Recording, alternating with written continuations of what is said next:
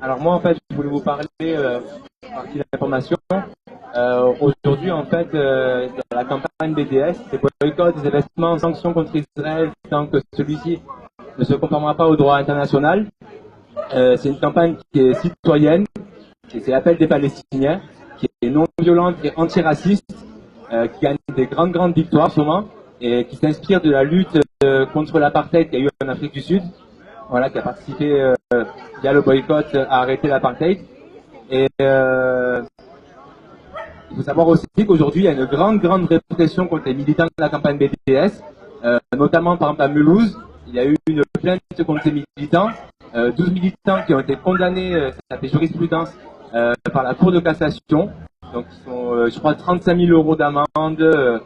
Et il y a aussi une militante à Paris qui était à une manifestation féministe et qui portait le t-shirt de la campagne BDS et qui a été arrêté parce qu'aujourd'hui à Paris, porter le t-shirt en fait, BDS, c'est complètement illégal. L'appel au boycott est devenu illégal.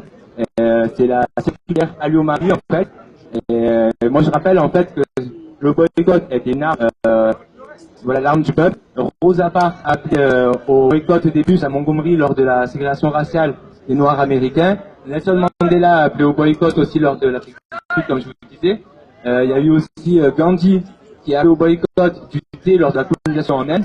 Donc c'est pour ça qu'aujourd'hui, la liberté d'expression est quelque chose d'important. On peut être d'accord ou pas sur le boycott, mais on a le droit quand même, voilà, de ce droit-là, et on doit se battre en fait pour le garder. Surtout que bon, c'est quand même les Palestiniens qui nous appellent justement à arrêter cette colonisation, cet apartheid raciste d'État qui est ancré institutionnel.